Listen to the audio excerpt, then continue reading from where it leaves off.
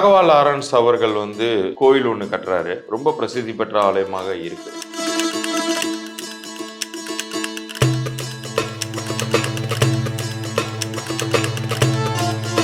பல சூப்பர் ஸ்டார்களால் செய்யாத ஒரு விஷயத்தை ஒரு தனி மனிதனாக அவர் இறங்கி மக்களுக்கு செய்கிறார். அதற்கு காரணமாக இருக்கக்கூடியது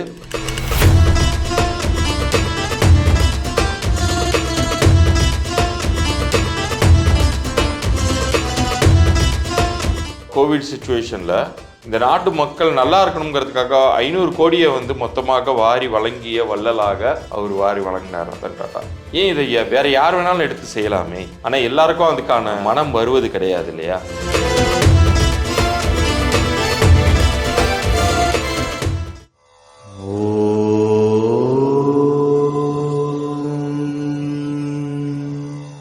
சாய்ராம் நியூமராலஜி நேயர்களுக்கு சதீஷ் ராவின் வணக்கங்கள்.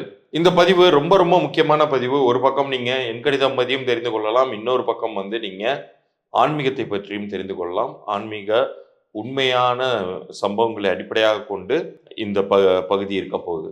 இப்ப ராகவா லாரன்ஸ் அவர்கள் ஒரு கோயில் ஒன்று கட்டுறாரு, ராகவேந்திரர் கோயில். பல வருஷங்களுக்கு முன்னாடியே கட்டிட்டாரு. இப்ப ஏறக்குறைய அது ஒரு 15 வருஷத்து கோயிலா இருக்கு. பட் இது அம்பத்தூர் பகுதியில் அவர் கட்டினது புதுசுலேருந்தே இப்போ வரைக்கும் அதற்கு மகிமைகள் நாளுக்கு நாள் சொல்லி மாளாதுங்கிற அளவுக்கு ரொம்ப பிரசித்தி பெற்ற ஆலயமாக இருக்கு. அவர் எந்த அளவுக்கு பொதுமக்களுக்கு சேவை செய்கிறாருங்கிறதெல்லாம் நமக்கு எல்லாருக்குமே தெரியும்.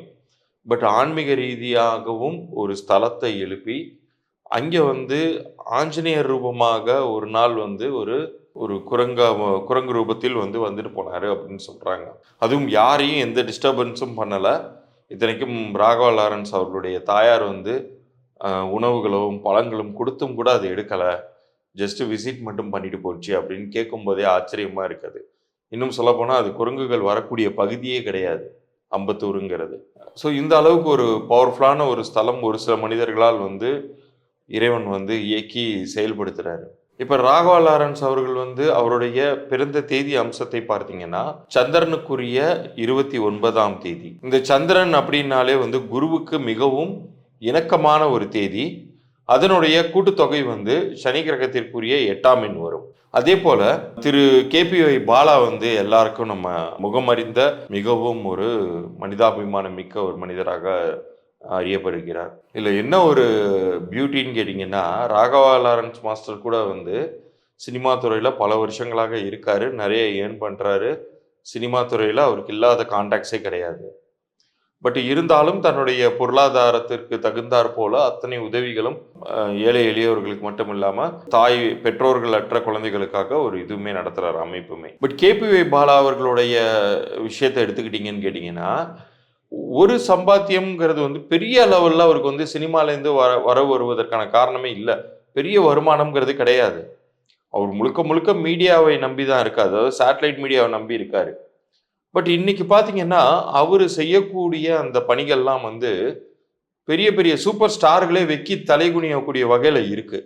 உண்மையை தான் சொல்லணும். அந்த அளவுக்கு எல்லாருக்கும் ஒரு ரோல் மாடலா இருக்கார். செய்வதற்கு அனைத்து தகுதியும் இருந்து காசு பணம் கோடி கணக்கில் வச்சிருந்தாலும், மறுபடியுமே அழுத்தம் திருத்தமா சொல்றேன், பல சூப்பர் ஸ்டார்களால் செய்யாத ஒரு விஷயத்தை ஒரு தனி மனிதனாக அவர் இறங்கி மக்களுக்கு செய்கிறார். அதற்கு காரணமாக இருக்கக்கூடியது அவருடைய மனம். அந்த மனம் சார்ந்த உணர்வுகளை ஏற்படுத்தக்கூடியது அவருடைய பிறந்த தேதி, சூரியனுக்குரிய 1ஆம் எண். அதுதான் அவருடைய பிறந்த தேதி 1/3/1995. அதனுடைய கூட்டுத்தொகையுமே 1ஆம் எண் ஆதிக்கத்தில் தான் வரும். இப்போ டாடா நிறுவனத்தை பற்றி நம்ம ஏற்கனவே பேசியிருந்தோம். மனித குலமே ரொம்ப ஒரு போராட்டத்துக்கு உள்ளான சமயத்தில், கோவிட் சிச்சுவேஷனில் இந்த நாட்டு மக்கள் நல்லா இருக்கணுங்கிறதுக்காக 500 கோடியை மொத்தமாக வாரி வழங்கிய வள்ளலாக டாடா ஆரம்பித்த அந்த டாடா நிறுவனம் இன்னைக்கு ரத்தன் டாடா அவர்களால் வழிநடத்தப்பட்டு கொண்டிருக்கிறது. அவர் வாரி வழங்கினார் ரத்தன் டாடா. இதில் ஜம்ஷெட்ஜி டாடா அவர்களுடைய பிறந்த தேதியும் 1, டாடா நிறுவனத்தினுடைய பெயர் என்னும் 1.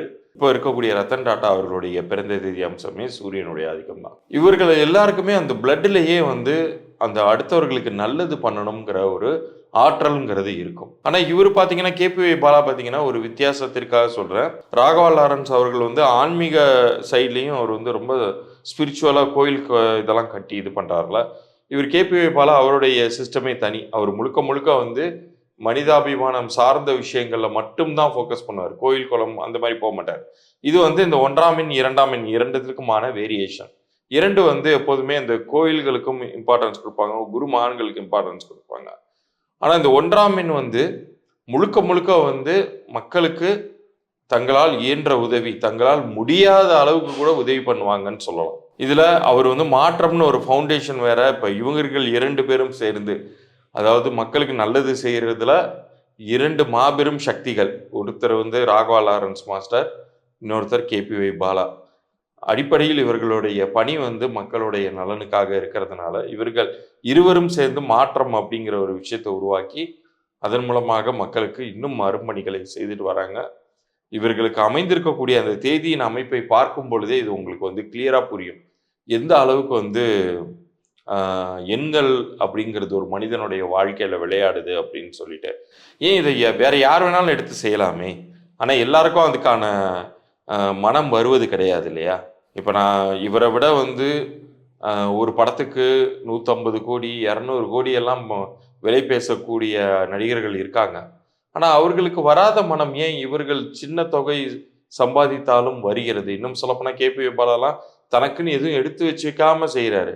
ஒரு கிராமத்துக்கு வந்து மருத்துவ உதவிக்கு வாகனம் இல்லைன்னா அந்த வாகனத்தை வந்து இருக்கிற கை காசு மொத்தத்தையும் வாரி எடுத்து அந்த வாகனத்தை வாங்குறாரு, ஆம்புலன்ஸை வாங்குறாரு. ஸோ இந்த அளவுக்கு மனம் வந்து மிக அதிகமாக வசதி படைத்தவங்களுக்கு சர்வசாதாரணமாக ஒரு 10 கோடி செலவு பண்ணக்கூடியவங்களுக்கு கூட வருவது கிடையாது. இப்போ இந்த இடத்துல எண்கள்ங்கிறது எந்த அளவுக்கு பவர்ஃபுல்லா இருக்கு அப்படிங்கிறத நீங்க புரிந்து கொள்ளணும். எல்லாத்துக்கும் மேல திரு ராகவா லாரன்ஸ் அவர்களுடைய பெயர் எண்ணிலும் பார்த்தீங்கன்னா இந்த 4ஆம் எண் அப்படிங்கிறது வேலை செய்யும். 49ஆம் எண். இந்த 4, 7, 1 அதே போல 2ஆம் எண்ணில் வந்து பெயர் எண் வந்து 7ஆம் எண்ணாக வரும் பொழுது, ஏன்னா இப்போ பாலன் ஆகாஷ் ஜெகநாதன்கிறது தான் கேபிஒய் பாலாவுடைய முழு பெயர். அது வந்து உங்களுக்கு 52ஆம் எண் 7ஆம் எண் ஆதிக்கத்தில் வரும். ஸோ இவங்களுக்கெல்லாம் அடிப்படையிலேயே அந்த சேரிட்டி பேஸ்டான ஒரு எண்ணங்கள்ங்கிறது அதிகமாக இருக்கும். இதன் மூலமாகவும் நீங்கள் எண்களின் சக்தியை உணரலாம். வாய்ப்பு கிடைத்தால் நீங்கள் ஒரு முறையாவது அம்பத்தூரில் இருக்கக்கூடிய ஒருவருடைய தலை விதியையே மாற்றக்கூடிய சக்தி வந்து குரு மகான்களுக்கு மிக அதிகமாக உண்டு. அதுல ராகவேந்திரர் மிக மிக அற்புதமான இன்றளவும் வாழக்கூடிய ஒரு ஜீவசமாதி அடைந்த மகான். அந்த ஸ்தலத்துக்கு போயிட்டு வாங்க, அம்பத்தூர் ஸ்தலத்துக்கு போயிட்டு வாங்க. சனி பயிற்சி, குரு பயிற்சி, இது எல்லாத்தையும் தாண்டி குருவுடைய அனுகிரகம் உங்களை நன்றாக வாழ வைக்கும். அதுதான் இந்த கண்டென்ட்டையும் உங்களுக்கு இந்த செகண்ட் பார்க்க வைக்குதுன்னு சொல்லுவேன். அதே போல முடிந்தால் அந்த மாற்றம் ஃபவுண்டேஷனுக்கு இந்த 2 மாபெரும் சக்திகள் சேர்ந்து மனித குலத்துக்கு எந்த அளவுக்கு நன்மைகள் செய்கிறாங்களோ அந்த ஃபவுண்டேஷனுக்கு உங்களால் முடிந்த காணிக்கை கொடுத்து அதன் மூலமாகவும் உங்களுடைய கர்ம வினைகளை குறைத்து கொள்ளலாம். மீண்டும் அடுத்த ஒரு சுவாரஸ்யமான பதிவில் உங்களை சந்திக்கிறேன். அதற்கு முன்னாடி நீங்கள் வாய்ப்பு கிடைக்கும் பொழுது உங்களால் இயன்ற அளவிற்கு ஒரு 10 ரூபா தண்ணி பாட்டில் உங்கள் பேக்லேயே வாங்கி போட்டு வச்சுக்கோங்க. ஒரு 3 பாட்டில் 4 பாட்டிலோ நீங்கள் ரோட்டில் பார்க்கக்கூடியவங்க, தாகத்தில் போயிட்டு இருக்கிறவங்க, வயசானவங்களுக்கு கொடுங்க. இப்போ இதில் வந்து இப்போ நம்மளை போன்ற சாமானியர்கள் அதில் கலந்துக்கும் போது, ஏன்னா தனி ஒரு மனுஷனால எந்த அளவுக்கு வந்து எல்லா மக்களுக்கும் நல்லது பண்ணிட முடியும்னு சொல்ல முடியாது. ஒரு நிறைய மனிதர்கள் சேர்ந்து இயங்கும் பொழுது தான் அந்த மாற்றத்தை கொண்டு வர முடியும். அதற்காகவே மாற்றம்ங்கிற நேம் வச்சு அவங்க பண்ணிட்டு இருக்காங்க. பட் அதில் வந்து இப்போ நீங்கள் செய்வதன் மூலமாக நம்மளை போன்றவர்கள், இணக்கமான எண்ணமுடையவர்கள் அதில் பங்கு பெறுவதன் மூலமாக நமக்கு கிடைக்கக்கூடிய பெனிஃபிட்ஸ் அப்படின்னு சொல்லி பார்த்தீங்கன்னா, இப்போ இதை நம்ம வந்து பிரதிபலன் எதிர்பார்க்காம செய்யணுங்கிறது தான் நம்மளுடைய எண்ணமாக இருக்கணும். அதையும் மீறி ஒரு சில விஷயங்கள் நமக்கு கிடைக்கும். அது என்னென்ன அப்படின்னு பார்த்தீங்கன்னா, யாருக்கெல்லாம் அவங்களுடைய வாழ்க்கையில நல்லது நடக்காம தட்டி போயிட்டே இருந்துச்சோ, ஃபார் எக்ஸாம்பிள் அது திருமணமாக இருக்கலாம், அல்லது ஒரு சொத்து சார்ந்த விஷயங்கள் உங்கள் லைஃப்பில் வந்து கிடைக்காம தள்ளி போயிட்டே இருந்துச்சு, அப்படி இல்லைன்னா ஒரு வேலை வாய்ப்பு, இது எல்லாமே வந்து உங்களுக்கு அதில் இருந்த அப்டக்கிள்ஸ் வந்து கிளியர் ஆவதை நீங்கள் கண்கூடாக பார்க்கலாம். ஒரு சில பேர் பார்த்தீங்கன்னா ரொம்ப அடிப்படையிலேயே பணக்காரர்களாக இருப்பாங்க, ஆனால் அவர்கள்ட்ட எல்லாமே அசையா சொத்தாக இருக்கும். ஆனால் அது வந்து அவங்களால லிக்விடேட் பண்ண முடியாது. அது போன்ற தோஷமுடையவர்கள், வீட்டில் வந்து மகனோ மகளோ திருமணத்திற்கு இருந்தும் சரியாக வரன் அமையாதவர்கள், இவர்கள் எல்லாருக்கும் இதுதான் மிக முக்கியமான ஒரு பரிகாரமாக அமையும். எத்தனையோ கோயிலுக்கு போய் நான் இத்தனை லட்சம் செலவு பண்ணேன், இவ்வளோ பரிகாரம் பண்ணேன் அப்படின்னு சொல்றதுல பெருமை கிடையாது.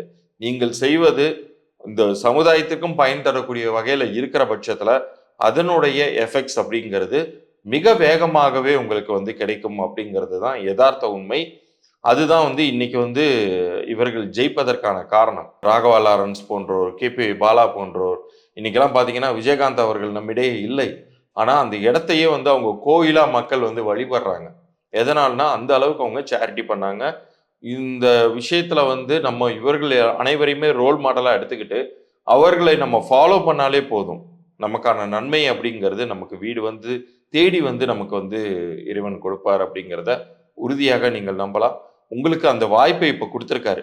இப்ப நம்ம வருஷா வருஷம் எப்படி குலதெய்வம் கோயிலுக்கு போவதுங்கிறது ஒரு முறையாக நம்ம முன்னோர்கள் நமக்கு சொல்லி வச்சுட்டு போனாங்களோ, நம்ம வீட்டுல நல்லது நடக்கணும் அப்படின்னா, அப்ப கூட என்ன சொல்லியிருக்காங்க, அந்த குலதெய்வம் கோயிலுக்கு வருஷத்துக்கு ஒரு முறை போனாலும் அந்த பக்கத்துல இருக்கிறவங்கலாம் கூப்பிட்டு சாப்பாடு போடணும் அப்படின்னு சொல்லி வச்சதனுடைய நோக்கம் அந்த ஈகை குணம். ஸோ அது போன்ற ஒரு விஷயத்தை தான் இன்னைக்கு இந்த இருவரும் செய்து வராங்க. நம்ம தமிழ்நாட்டில் இதுக்கான எக்ஸாம்பிள்ஸ் ஏகப்பட்ட பேர் இருக்காங்க. அதுல இந்த முகமறிந்த இருவரை பத்தி அவர்களுடைய பிறந்த தேதியின் அடிப்படையிலையும் அவங்க பிளட் ஏன் அப்படி ஒர்க் அவுட் ஆகுது, அவங்க சிந்தனை ஏன் அப்படி போகுது அப்படிங்கிற அர்த்தத்தெல்லாம் நான் சொல்லியிருக்கேன். நீங்களும் இந்த புண்ணிய காரியத்தில் இணைந்து மேலும் உங்களுடைய வாழ்க்கையை வளமாக்கிக் கொள்ளுங்கள். மீண்டும் அடுத்த சுவாரஸ்யமான பதிவில் சந்திக்கிறேன். நன்றி, வணக்கம்.